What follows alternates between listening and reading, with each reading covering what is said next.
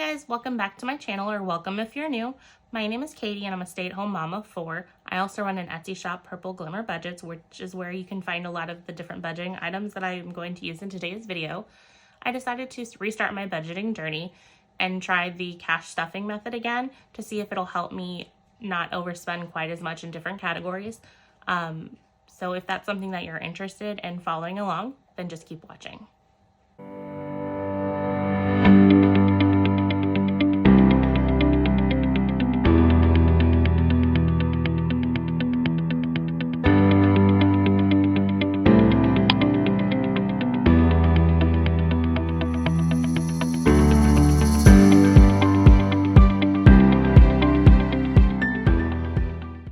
In my last video, I did my first ever on-camera cash stuffing, so I thought today's video would be a perfect follow-up to that. I'm going to unstuff my different cash envelopes to correspond with all the electronic and online spending that I did, so that way my cash envelopes still have in them what I allocated to them, minus all the spending that I did this week. Now, I'm not going to lie, this might be a little chaotic because I'm finding when I was prepping for this video that some of the categories I overfunded, some of I underfunded, so while I continue to kind of get my bearings with this cash stuffing method, I'm going to be changing things around quite frequently. That's the thing you've got to do with budgeting. You've got to make it work for yourself. So you can start something, find out that it's not working, so then you pivot, decide what you need to change, and then try that and see if that works. So that's probably what I'm going to be a common theme for me in this channel and in this journey, is that I'm going to try something. It might work, it might not. If it doesn't, I'm going to fix it and make it work for me. And so you'll see that today, because I'm not going to lie, there's going to be one category that I really overspent on, so I'm going to be pulling from other categories to cover that and figuring out a way to make it not be such an issue going forward. So let's go ahead and get started. So to begin today's cash and stuffing, I'm going to go ahead and pull up my budget planner. So it flipped around. There we go. And so this is basically the digital version of the budget planner that I sell in my shop. I like to do things digitally because I have a writing learning disability, and so writing for me can be very awkward. My handwriting is also not the best, so it's not the most legible. So I find it easier to do it digitally because I have the option to physically write it like I would on pen and paper, or if I need to, I can use the on-screen keyboard to type it out as well. So that's my personal preference. Right now, I don't have this digital version available for purchase in my shop. However, I'm more than happy to offer it up if that's something you're interested in. If it is, go ahead and leave a comment below and I'll take a look at that and look at adding more digital options. It is kind of cool because all of these tabs do work, so they'll flip between different areas and go from there. So if that's something that I see interest in, I'd be more than happy to kind of do a walkthrough of the planner. But for now, I'm just going to go ahead and use these pages. As you can see, these pages are pretty much identical. On this page, I have basically the exact amounts, and then on this page, I went ahead and rounded up to the next dollar. I find using the next dollar is going to be an easier way to take the funds out of the cash envelope, so that way I'm not having to make weird change. So I'm going to go a little out of order here because I have kind of looked it over, figured out what my game plan is, and so I'm going to go ahead and start at the bottom, and I'm going to unstuff birthdays. Our oldest daughter, she's getting ready to turn 5 next month, and so we're going to have her first class birthday party. She attends pre-K in our district, and so she invited her whole entire class. So this $50 is the down payment for the Chuck E. Cheese party. So here in birthdays, I have 50, 5, 6, 7, 8, so I'm going to take 50 of it and put it here.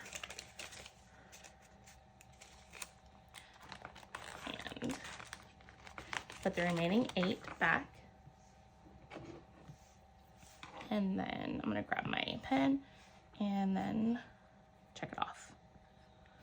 Okay, perfect. And I'll just put that there. So birthdays has been unstuffed. And then I think the next thing that's gonna make the most sense to go to is personal care. And so this will be the first place in which you'll see me doing some weird things, because I know that I don't have enough in personal care to cover that, but we will get creative. So in personal care, I have $12. So let me go ahead and put this here. So there's the 12. I'm just gonna move this way because my flowers are kind of making it difficult to put them in the cash tray. So I used all the 12, so that means that I have another $8 that I'm gonna need to find. So I believe where I'm gonna pull that from is going to be my spending. So that's in this purple wallet. And so I have 50, I'm gonna put a 10 there, and I'm gonna take the $2 back just to make it so that way I have 20 there, and then we'll check this off.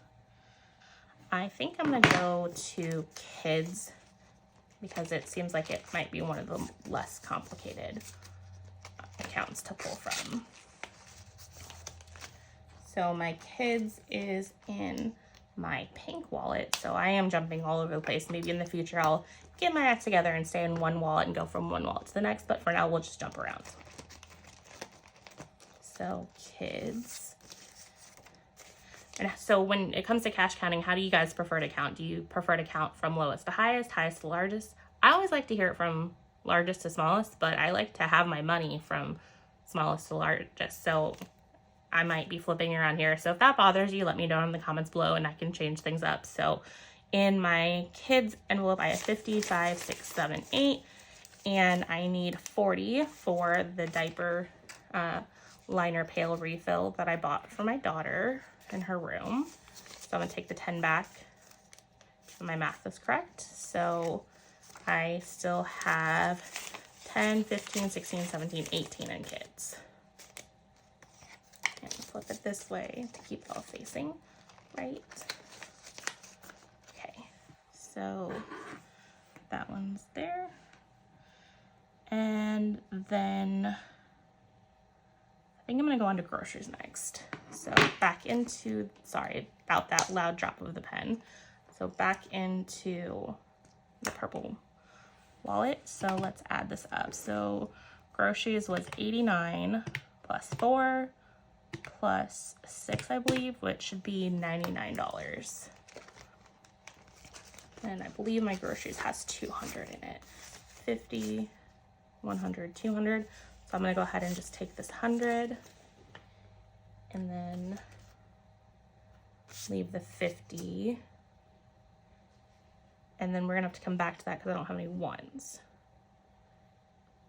So I think the next place I am gonna go to is back to spending. Let's see where that's at. So I have 24 plus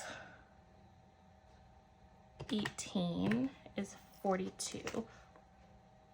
That would be in this binder still. So let's put this here. So spending is here. Okay, so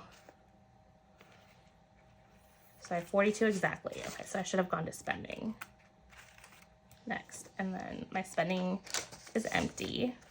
So now I can take the 1 back and put it with groceries, because now groceries has 5101. Make it all face the right way, and then go back up here and put this back for now. I'll be stealing from it again in a minute.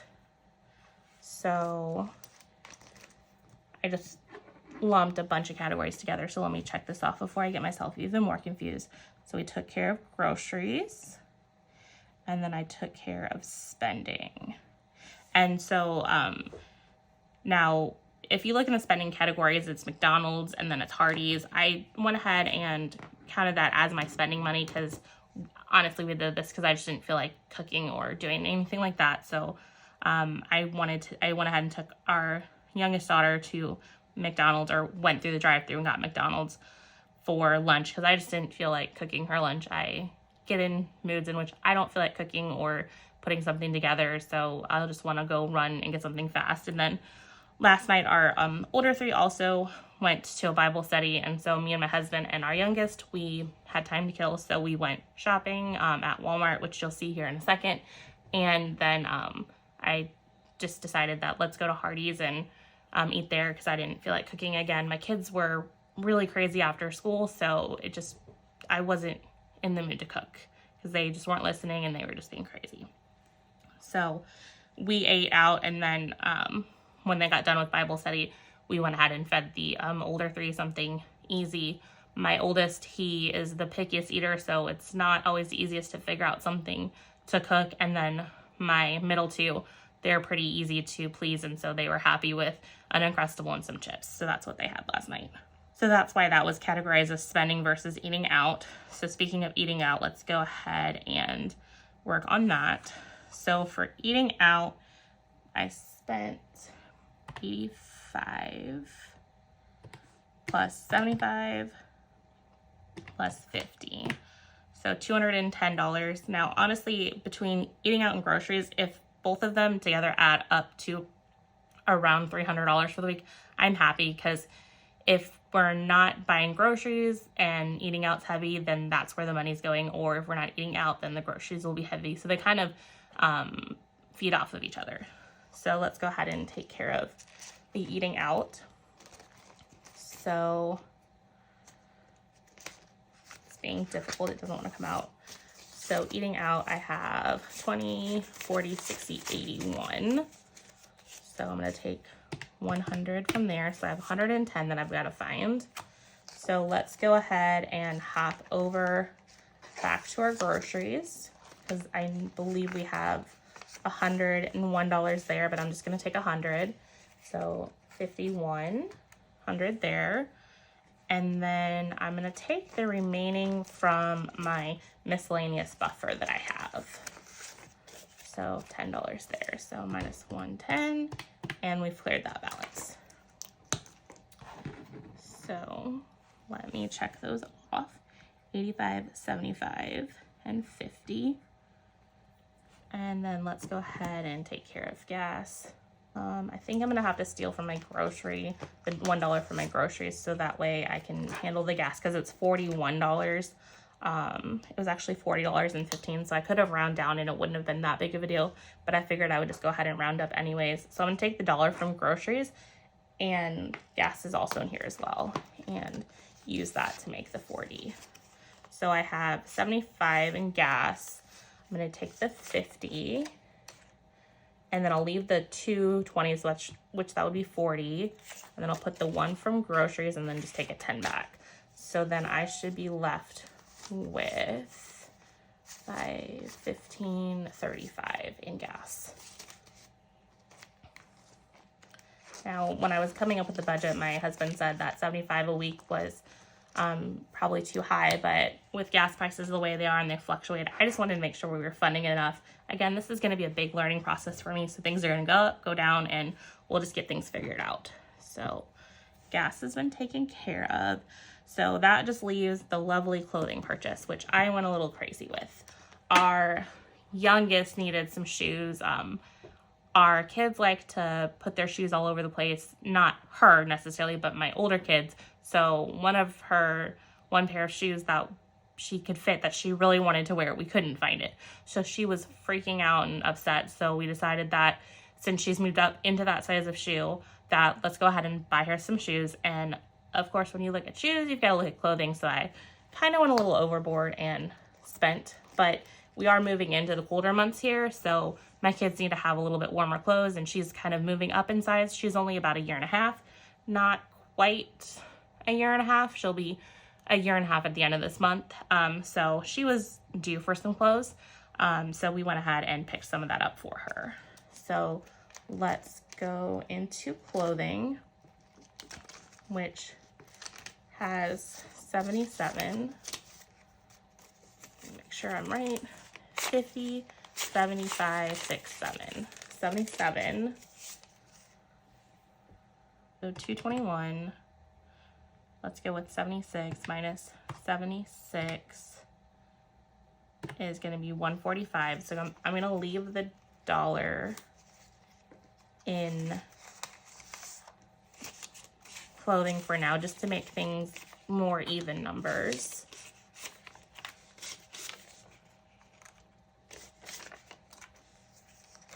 And then since I didn't have any household spending, I think I'm going to go ahead and borrow from there, but I guess I'll move the $1 into the household spending, since technically this is clothing, so if I'm wiping that account out, I should completely wipe it out.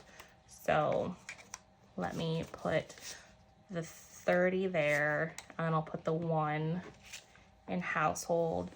So I put 20 in there, so that's, or not 20, I put 30 in there, so I'm gonna subtract the 30 out. So that's 115. So I overspent about 115 as far as pulling from different categories that I'm comfortable pulling from right now. So what I'm gonna do is I'm gonna go ahead and write myself an IOU slip for that category. Let me put this here so that way I have room to write. I think that was a dog hair. It's a bunch of fun trying to keep the dog hair off of my desk. He is obsessed. He has to be around everyone and his hair just flies everywhere. So I'm gonna write myself an IOU for 115. And then as I stuff tomorrow after payday, once I get the cash, I'll wipe this IOU out. Or what I think I'm gonna end up doing is I have my yearly savings challenge. Let me grab that. I have this in my shop. It doesn't come with the wallet, it just comes with like the trackers, and you can get envelopes in either this discount size, or you can also do it for the A6. If you want it for the A5, I can make it for that as well. It's just currently sized for the A6 right now. So I started this mid-year in July. So I think what I'm gonna do is I'm gonna go ahead and stuff it for December. And then once it's stuffed from December, I'm gonna go ahead and take what I stuffed and I'm gonna reallocate it across my sinking funds to get some things pre-funded that I have a feeling we're gonna have some high spending on. Since I did just restart my budget, my sinking funds, they're starting from scratch. And unfortunately, sometimes you have to spend more than you would think, because the way I have figured out how I wanna stuff things is I've allocated it off over a 52-week year, because my husband does get paid weekly. And so I kind of stuff it on an average basis. So I'm gonna go ahead and probably catch up the clothing with a lot of that money just to kind of pre-fund it for a quarter or so, and then we'll see where else I want to put the other money that's left over, or I might put that into a savings challenge. But for now, I'm comfortable having myself $115 IOU. So this is something that I offer in my shop. I don't have this specific vinyl listed in my shop. If you want it, just let me know and I can easily make it for you. I purchased this vinyl for myself to create a skin for one of my silhouettes so I could tell the difference between the two of them. And so I had some left over. So I decided to make myself some IOU slips, knowing that I was going to need one today. So this needs to go in clothing, which is in here. So I will go ahead and tuck that in there. And let me come back here. Then I'm gonna check this off, and then I'm gonna make a note to myself that I did an IOU for 115. So you can see my not so nice handwriting. So that's kind of why I like to use the write to text feature in my iPad. So let's add all of my spending up. So give me a second.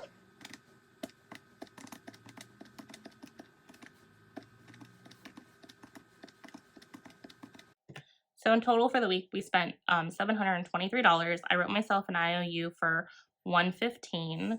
So let's subtract that out of that. So $608 is what I should have in cash there if I didn't mess up. So let's go ahead and see if I messed up.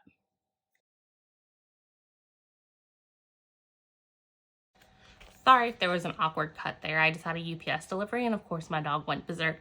So I figured I'd spare you guys from having your eardrums blasted off.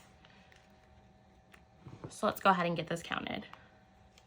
100, 152, 250, 3, 354, 20, 40, 60, 85, 20, 40, 60, 80, 96, 5, 6, 7, 8. So I have 608, so I didn't mess up. And let's go ahead and put it in my back to the bank bag, which I had open, so I accidentally closed it. And there we go. So I will be going ahead and taking that back to the bank, or when it comes to doing my next cash stuffing, I might see what I can reuse of that when I'm trying to figure out my different denominations. So I hope this wasn't too much of a jumble mess for you and I found it somewhat entertaining. So if you did stay to the end, go ahead and comment down below.